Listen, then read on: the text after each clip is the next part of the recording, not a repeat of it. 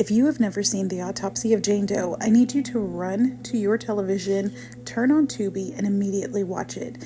This is a film that captures the viewer by building on dread through silence, confined space, and slow and steady drip of information.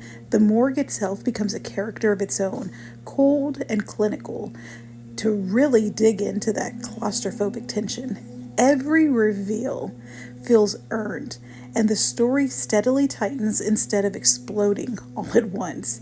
It's the kind of horror that cuts into your skin with intent and precision. Now, let's get into it. The film follows a father and son coroner team who are tasked with examining a body of an unidentified young woman who was found at a brutal crime scene that resulted in no survivors.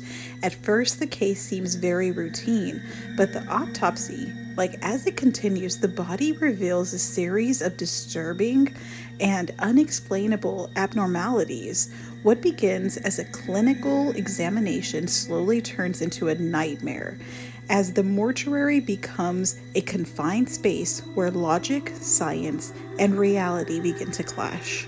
But what I really love about The Autopsy of Jane Doe is it is all about the limits of rationality. The film puts science against something ancient and unknown, showing how expertise and logic can fail when confronted with forces that do not follow the rules of our world. There is a content underlying theme of curiosity and how we always feel the need to understand, even when things become dangerous and when clear warnings are ignored. Knowledge in this film is not enlightening, it is damning. As for the performances, Brian Cox is the standout of the film as Tommy. He brings authority, curiosity, and emotional depth to the role that could have been easily one and done.